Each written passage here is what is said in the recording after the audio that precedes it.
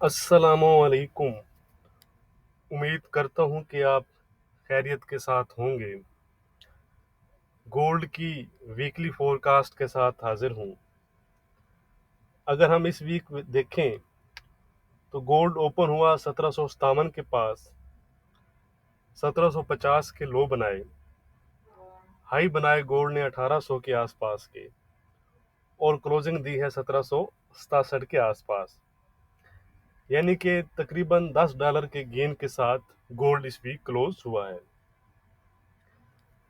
Tuesday से लेकर Thursday तक falling US 10 year bond yields ने गोल्ड को बूस्ट दिया, लेकिन फ्राइडे को अपने की लेवल से बॉन्ड यील्ड्स रीबाउंड हुई, जिससे गोल्ड दोबारा से अंडर प्रेशर आया। ये चीज़ आगे चलकर हम चार्ट पर देखेंगे। तो आज हम फंडामेंटली और टेक्निकली दोनों यानी कि व्यू से गोल्ड को एनालाइज करेंगे। सबसे पहले हम नेक्स्ट वीक कैलेंडर पर नज़र डाल लेते हैं कि नेक्स्ट वीक कौन कौन से इम्पोर्टेंट इवेंट और डाटा हैं। तो ये है जी मंडे अक्टूबर 18। अगर हम देखें तो चाइना के जीडीपी नंबर्स हैं, रिटेल सेल्स नंबर्स हैं, इंडस्ट्रियल प्रोडक्शंस है, अनएम्प्लॉयमेंट रेट है।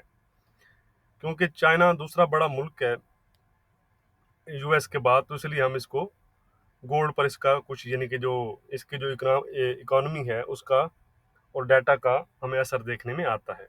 ज़्यादा तो नहीं आता, लेकिन फिर भी इम्पोर्टेंट रहता है। उसके बाद अगर हम देखें तो मंडे को ही एक एफओएमसी मेंबर की स्पीक है। उसके अलावा कुछ यूएस साइड पर कुछ खास है नहीं। ट्यूसडे अक्टूबर 19 को अगर हम देखें तो बैंक ऑफ इंग्लैंड के जो गवर्नर हैं उनकी स्पीक है। उसके बाद यूएस के बिल्डिंग परमिट्स और हाउसिंग स्टार्ट्स हैं, और तकरीबन जो दो मेंबर्स हैं उनकी स्पीक भी है। वेडनेसडे जेबीपी यानी कि इंग्लैंड के सीपीआई नंबर्स हैं, यूरोजोन के सीपीआई नंबर्स हैं।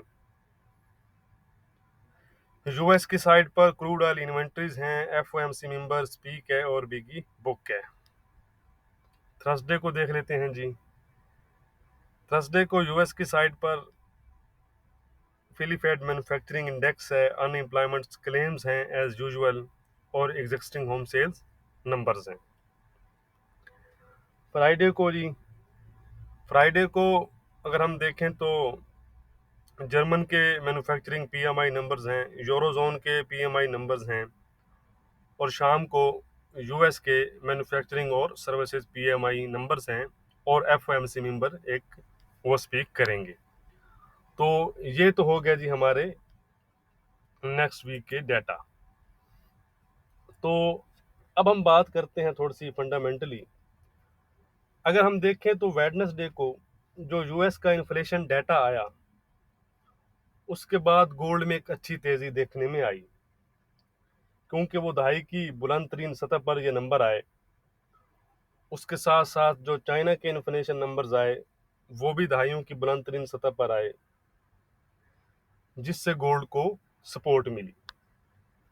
क्योंकि गोल्ड को हेज अगेंस्ट इन्फ्लेशन माना जाता है, लेकिन अगर हम देखें तो मौजूदा सूरत हाल में ऐसा लग नहीं रहा। क्योंकि अगर आप देखें तो दुनिया के ज़्यादातर ममालिक इस वक्त हाई इन्फ्लेशन का सामना कर रहे हैं,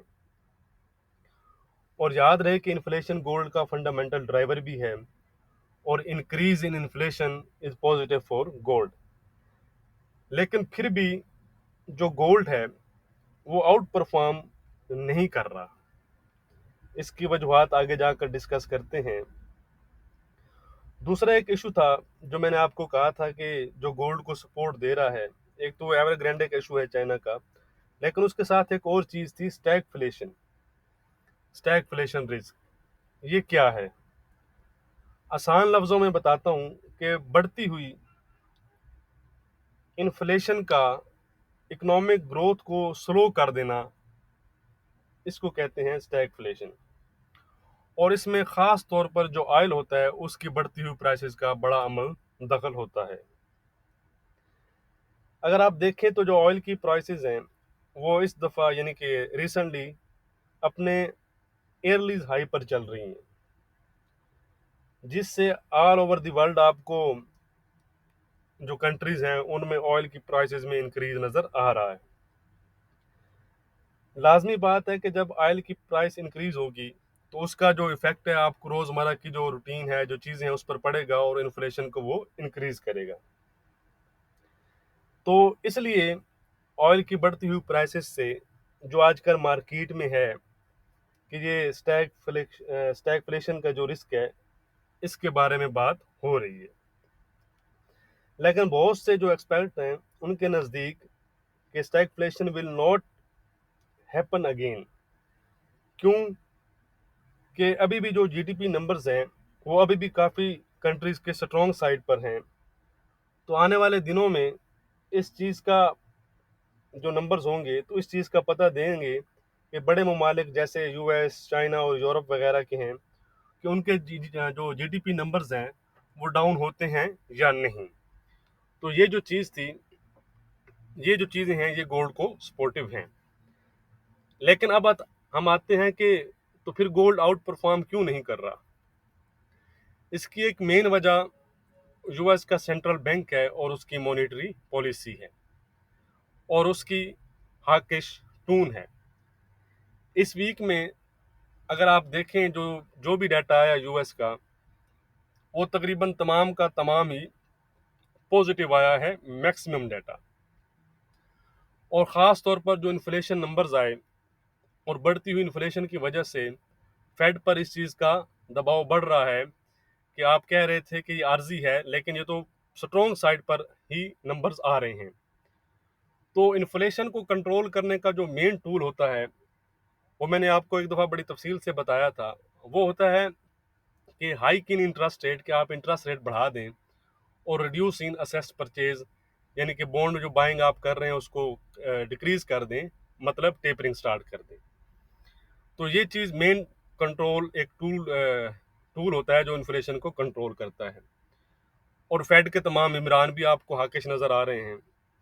इस वजह से जो गोल्ड पर है वो दबाव, अगर वो रिकवरी आती है तो दोबारा से अंडर प्रेशर आ जाता है। और कहीं ना कहीं आप कह सकते हैं कि जो बिटकॉइन है वो भी गोल्ड को नुकसान पहुंचा रहा है। अगर आप देखें तो बिटकॉइन दोबारा से 62,000 के पास चल रहा है, तो एक अच्छी अमाउंट इसमें भी इन्वेस्ट हो रही है, जो पहले सिर्फ गोल्ड में होती थी तो अब डिवाइड हो रही है। ठीक है, तो बड़े बड़े जो इन्वेस्टर हैं वो भी इसमें कर रहे हैं इन्वेस्ट।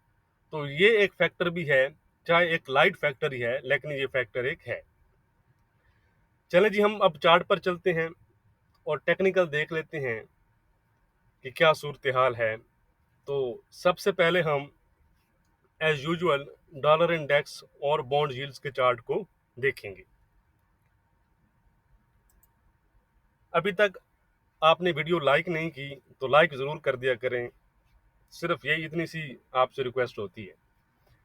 तो ये हैं जी यूएस की 10 ईयर बॉन्ड यील्ड्स चार्ट। अगर आप देखें मंडे को 1.636 के आसपास की हाई बनाने के बाद ये रिवर्स हुई, ट्यूसडे, वेडनेसडे, थर्सडे, और अपने की लेवल 1.50 के आसपास तक आई, जिससे गोल्ड को बूस्ट मिला और गोल्ड ने तकरीबन 1800 के आसपास के हाई बनाए।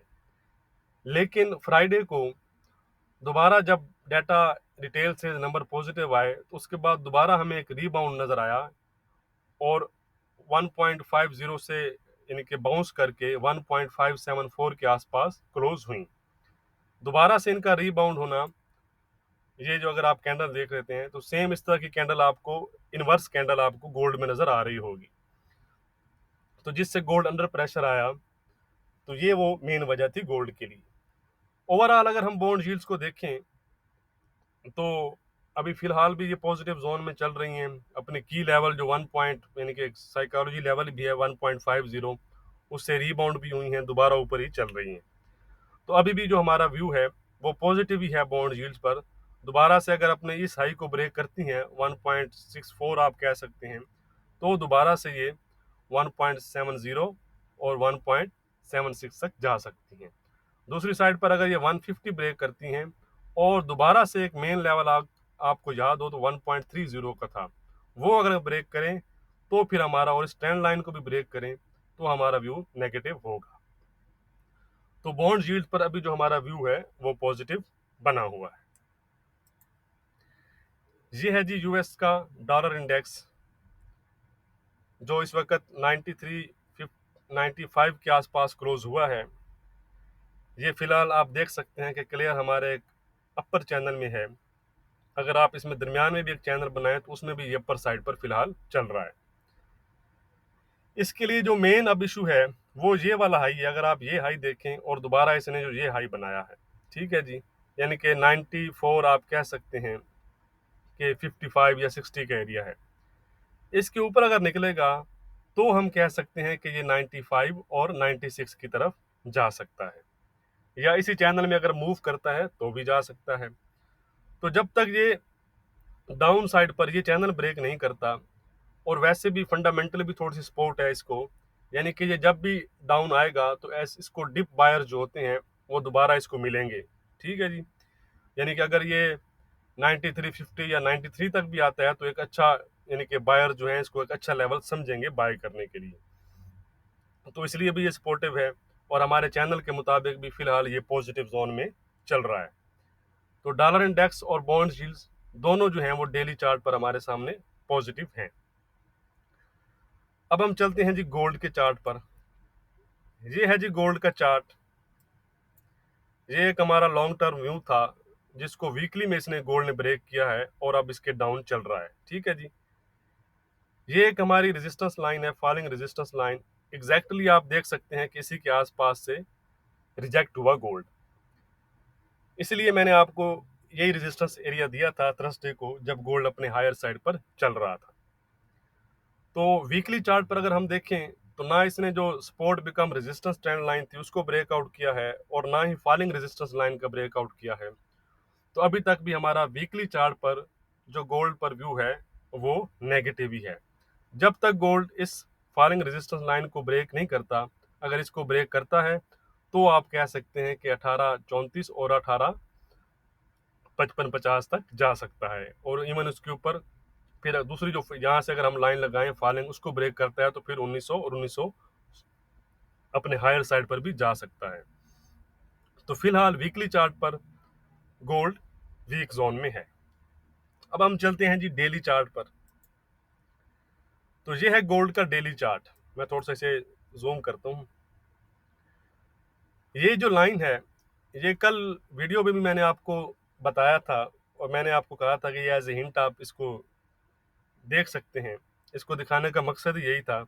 अगर आप देखें तो एग्जैक्टली यही हमारी रेजिस्टेंस थी 1801 की। क्यों? कि ये हमारी फॉलिंग रेजिस्टेंस लाइन थी और ये हमारा चैनल की अपर साइड भी थी, ठीक है जी। तो यहाँ पर अगर आप देखें ये चीज़ और यहाँ पर ये चीज़, यानी कि आपको पता है चैनल का जो तरीकाकार मैंने आपको बताया हुआ है कि अपर साइड पर सेलिंग का ही रिस्क लिया जाएगा और लोअर साइड पर बाइंग का ही रिस्क लिया जाएगा विद स्टॉप लॉस, क्योंकि यहाँ अगर ब्रेकआउट होता तो आप निकल जाते, ठीक है जी। तो अभी तक हमारे डेली चार्ट पर भी गोल्ड वीक जोन में है। तो ये एक अच्छी एंट्री थी सेल की अगर आपने किए हो तो। वीकली चार्ट पर और डेली चार्ट पर जो हमारा व्यू है वो गोल्ड पर नेगेटिव है। H4 को भी देख लेते हैं। तो ये है जी H4 का चार्ट। इस पर हमारा ये एक चैनल बन रहा है जहाँ पर आप देख सकते हैं जो इसमें मूव कर रहे हैं वो अच्छी ट्रेड ले रहे होंगे, और दोबारा से ये अपने सपोर्ट लाइन पर है इस चैनल के मुताबिक। यहाँ अगर आप बाय करते हैं तो रिस्क एंड रिवार्ड रेशो अच्छी होगी, लेकिन ब्रेकआउट पर निकलना होता है। चाहे वो दोबारा वापस चाहे 1800 भी क्रॉस कर जाए कोई बात नहीं, लेकिन ब्रेकआउट पे आउट, ब्रेक इन पे इन, ठीक हो जी।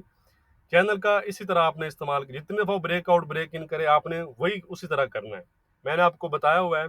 यहाँ देखें अगर आप, यहाँ उसने काफी हमें तंग किया, ये जो हमारा पीछे चैनल था, लेकिन एक ही ब्रेकआउट में वो फिर आपके सारे नुकसान कवर कर देता है।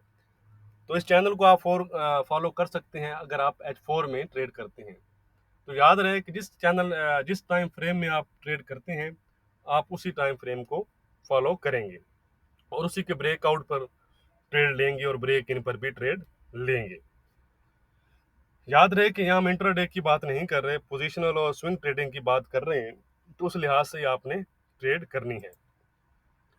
तो चले जी, हम अपने इंपॉर्टेंट लेवल देख लेते हैं एज यूजुअल कि हमारे इंपॉर्टेंट लेवल क्या रहेंगे। गोल्ड क्लोज हुआ है जी 1767 के पास, तो दोबारा से गोल्ड का जो फर्स्ट हर्डल है वो 1770 है। इसके ऊपर फिर हमारा ब्रेक, एक मेन पॉइंट जो है वो 1780 है, आपको पता है, दोबारा डिस्कस करने की ज़रूरत नहीं है। अगर 1780 ब्रेक करता है तो गोल्ड 1719 1800 तक जा सकता है दोबारा से इस हाई तक। इसको ब्रेकआउट करता है तो गोल्ड 1810, उसके बाद 1818 और फाइनली 1834 का जो जो उसका ट्रिपल टॉप है वहां तक भी गोल्ड फिर जा सकता है। तो अपर साइड पर हमारे ये लेवल होंगे। डाउन साइड पर अगर गोल्ड दोबारा से 1760 1758 ब्रेक करता है तो गोल्ड 1748 50 तक जा सकता है। इसके नीचे फिर गोल्ड को सेलिंग आ सकती है जो 1740 1730 और 1720 तक लेकर जा सकती है। अगर ये लेवल ब्रेक करता है गोल्ड तो गोल्ड 1700 साइकोलॉजी लेवल 1698 तक जा सकता है और इसके नीचे फिर गोल्ड अपने 1680 76 जो मेन लेवल है वहां तक भी गोल्ड जा सकता है। तो ये हो गया जी हमारे लेवल। बाकी मैंने H4 में भी बता दिया, डे 1 और वीकली में भी बता दिया। अब हम अपनी रेजिस्टेंस और सपोर्ट देख लेते हैं वीकली। तो इस वीक जो हमारी रेजिस्टेंस रहेगी गोल्ड में, वीडियो को लाइक करना मत भूलिएगा, लाइक जरूर कर दिया करें। तो इस वीक जो हमारी रेजिस्टेंस रहेगी गोल्ड में वो रहेगी सेम 1810 की ही। अगर 1810 गोल्ड ब्रेक करता है तो फिर गोल्ड 1834 1855 तक जा सकता है। दूसरी साइड पर जो हमारी सपोर्ट रहेगी इस वीक वो रहेगी 1680 या 1700 आप कह सकते हैं। ये वीकली लेवल है, इसमें आप ज़्यादा वो फर्क अगर आपको नजर आए तो कोई बात नहीं, लेकिन यही लेवल बनते हैं। सपोर्ट लेवल हमारा 1680 नहीं, सॉरी माजरत, ये 1680 और 76 है, 1680 1676। ये हमारा सपोर्ट एरिया है, ठीक है जी। इसके नीचे अगर गोल्ड निकलता है तो फिर गोल्ड 1650 और 1600 और 1550 तक भी जा सकता है। फिलहाल गोल्ड जो है वो वीकली और इंट्राडे पर दोनों में ही वीक जोन में है। तो जब मैंने आपको तमाम चीज़ें डिटेल से बता दी हैं, उन चीज़ों का आपने फॉलो करना है। बाकी खुश रहें। Thank you.